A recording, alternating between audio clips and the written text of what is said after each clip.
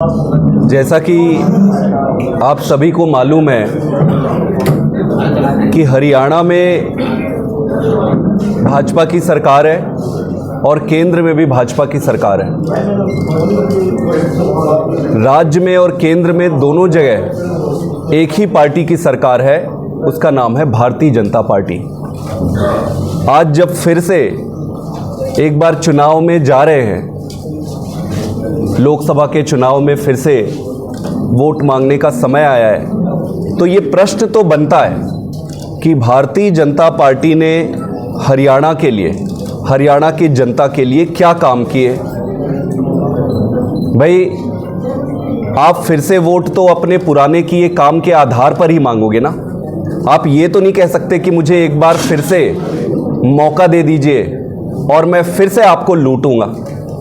आपने अपने पूरे कार्यकाल में क्या किया, उसी पर ही आप वोट मांग सकते हैं। तो ये जग जाहिर है कि जिस तरीके से भारतीय जनता पार्टी की सरकार ने जुल्म किए हैं, हर एक सेक्शन पर, हर एक वर्ग पर जुल्म किए हैं, तो जुल्म का जवाब तो जनता देगी। और जुल्म का एक ही जवाब है जो प्रजातंत्र में दिया जाता है, वो है वोट से। तो हम हरियाणा के एक एक घर में, कुरुक्षेत्र के एक एक घर में जाएंगे और जनता कहेगी कि जुल्म का जवाब वोट से। इस बार जनता इस सारे जुल्मों का इकट्ठा एक साथ बटन दबाकर जवाब देगी। आपके किसान भाई जब दिल्ली जाते हैं तो किस तरीके से उनको दिल्ली के बॉर्डर पे रोका जाता है? ऐसे रोका जाता है जैसे कोई दुश्मन देश हमला कर रहा हो।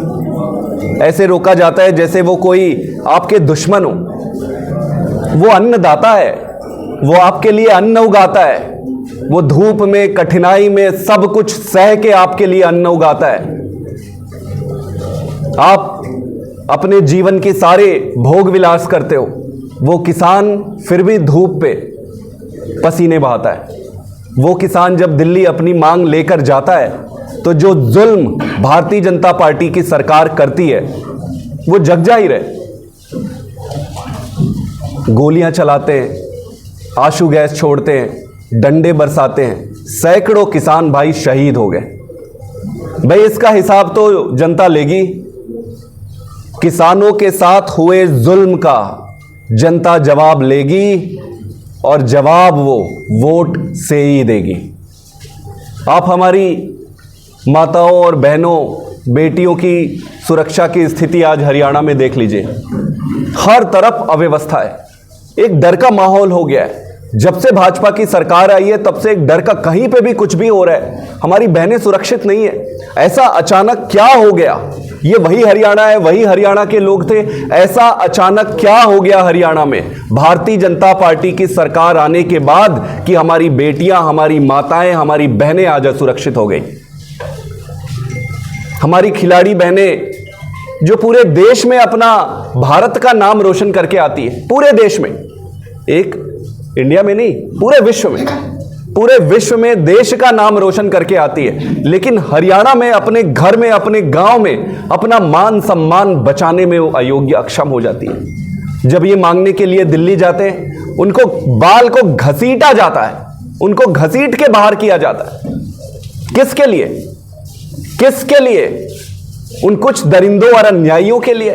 कोर्ट तय करेगी, हम नहीं कह रहे हैं, लेकिन क्या हमारी बहनें, हमारी खिलाड़ी बहनें कुछ मांग रही थी तो उनको ठीक से सुन नहीं सकते थे? ये जो अन्याय हुआ है हमारी बहनों के साथ, जो देश ने, दुनिया ने देखा है, उस जुल्म का जवाब वोट से जनता देगी।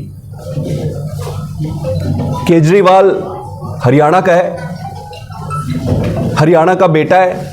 आपका बेटा, हरियाणा का बेटा आज पूरे देश में, विश्व में अपना नाम रोशन कर रहा है, देश का नाम रोशन कर रहा है। उन्होंने इतने अच्छे काम किए। आज के समय में जहां राजनीति इतनी गंदी हो गई है, इस गंदी राजनीति में भी स्कूल, अस्पताल, गुड गवर्नेंस, मान सम्मान, किसानों के अधिकार की राजनीति लेकर आने वाला है आपका लाल अरविंद केजरीवाल। लेकिन जिस दिन से अरविंद केजरीवाल ने राजनीति शुरू की, इनको रास नहीं आया उसी दिन से उस आदमी को, आपके बेटे को खत्म करने के लिए ये षड्यंत्र करते रहे और आज अंततः आपके बेटे को इन्होंने जेल में डाल दिया है। आपका बेटा आज जेल में है, हरियाणा का बेटा आज जेल में है। और क्यों जेल में है? क्या कसूर था उनका? उनका कसूर यही था कि वो स्कूल की बात करता है? उनका कसूर यही है कि वो अस्पताल बनाने की बात करते हैं? उनका कसूर यही है कि वो आम आदमी को मान और सम्मान देने की बात करते हैं? यही कसूर है, और क्या हो सकता है? इसके अलावा तो और कुछ नया किया नहीं उन्होंने। किया क्या उन्होंने? यही किया है। तो आपका बेटा आज जेल में है, जेल का जवाब वोट से देगी जनता। तो सारे जुल्म जो भारतीय जनता पार्टी आज तक करते आ रही है, इन सारे जुल्मों का जवाब जनता वोट से देगी। किसानों के ऊपर जुल्म का जवाब देगी, माताओं बहनों के ऊपर जुल्म का जवाब देगी, केजरीवाल उसके बेटे के ऊपर जो अत्याचार और अन्याय हो रहे हैं उस पर उसके जुल्म का जवाब देगी। हमारे छोटे छोटे व्यापारियों से उगाही कर रहे हैं ये, और बड़े व्यापारियों से ये धंधा ले रहे हैं, धंधा बना रहे हैं, चंदा ले रहे हैं। व्यापारी, किसान, माता बहनें, एक एक परिवार, हरियाणा का एक एक परिवार इस बार इकट्ठे होकर सारे जुल्मों का एक साथ इकट्ठे हिसाब लेगी। जुल्म का जवाब वोट से। Thank you. किसानों की बात की है, हरियाणा के किसानों का एक बहुत पुराना मुद्दा है SYL के पानी का। पंजाब में आम आदमी पार्टी की सरकार है, उसमें सुप्रीम कोर्ट से हरियाणा जीत चुका। तो हरियाणा को लेकर के आम आदमी पार्टी का क्या स्टैंड रहेगा SYL? बड़ा ये राजनीति का कितना घिनौना स्वरूप होता है, आप इसको देखो, कितना घिनौना स्वरूप होता है। किसी को इस समस्या का समाधान करने में कोई इंटरेस्ट नहीं है। जब चुनाव आता है इस मुद्दे को लेकर आते हैं। केंद्र में किसकी सरकार है? जब दो राज्यों के बीच बात होती है तो इस मुद्दे को निपटारा करने की जिम्मेदारी किसकी है? भाई जो सबसे बड़ा भाई होता है, परिवार का मुखिया होता है, उसका होता है। मैं केंद्र सरकार से पूछना चाहता हूं, इस समस्या को निपटारा करने के लिए आपने क्या काम किए? केंद्र सरकार की जिम्मेदारी बनती है। अलग अलग राज्य में अलग अलग सरकारें होंगी, वो अपने पक्ष की बात रखेगी, लेकिन केंद्र सरकार की जिम्मेदारी बनती है कि उस मुद्दे को सॉल्व करे। और जैसे ही चुनाव जाएगा, मैं आपको बता दूं, जैसे ही चुनाव जाएगा ये मुद्दा फिर ये खत्म कर देंगे। मेरा केंद्र सरकार से अनुरोध है कि माननीय प्रधानमंत्री जी से अनुरोध है कि आप रशिया और दूसरे देश इजराइल और ईरान, इनकी समस्या का समाधान करने 2 मिनट पे कर देते हो। आप ही कहते हो कि भाई मैं रशिया का पंचायती कराया, अरे भाई उधर पंचायती करके आ जाते हो, इसको भी समाधान कर दो। बीजेपी का जवाब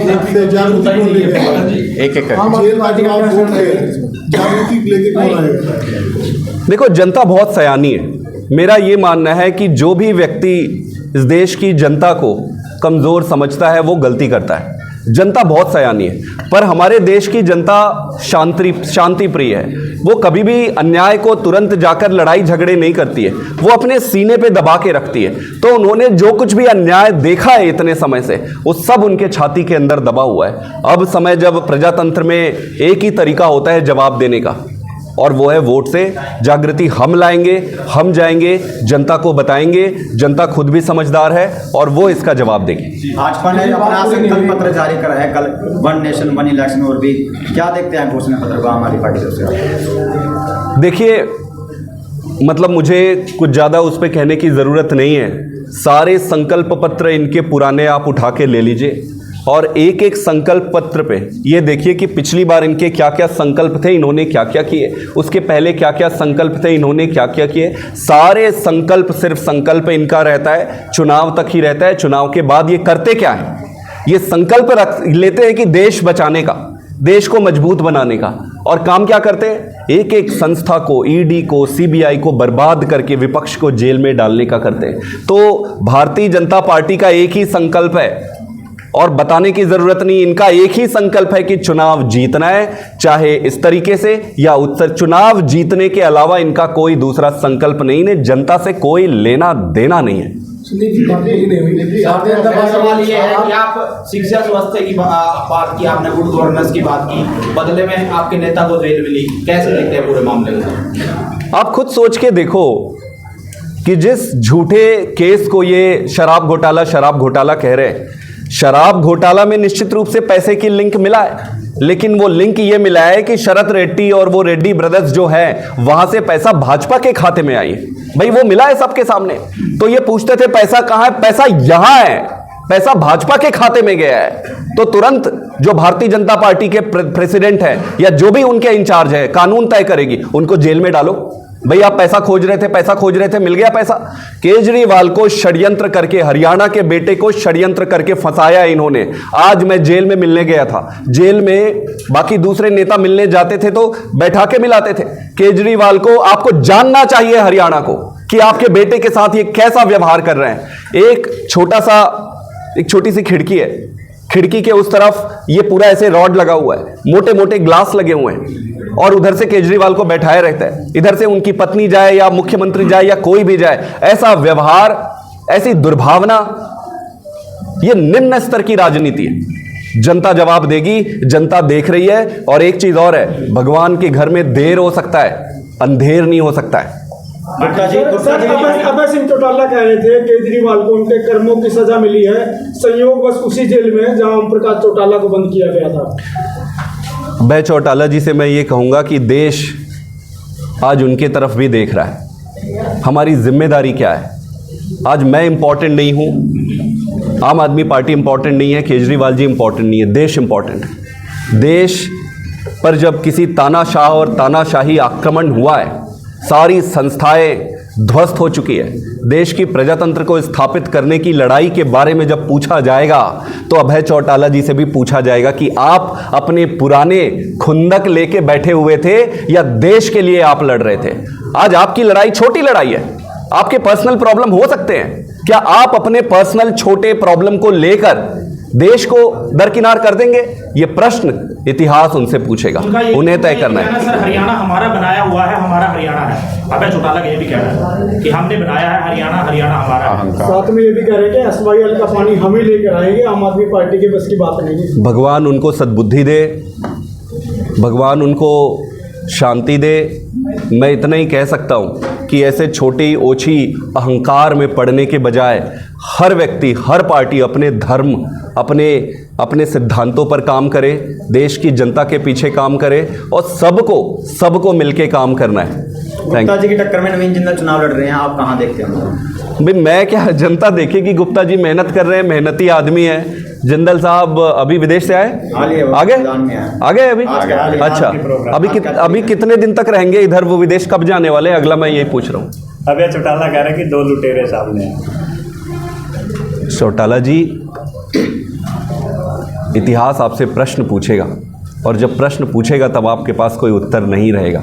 बड़ा सोचिए, बड़ा दिल दिखाइए और हरियाणा की भलाई की बात सोचिए। अपनी छोटे छोटे बातों से ऊपर उठिए।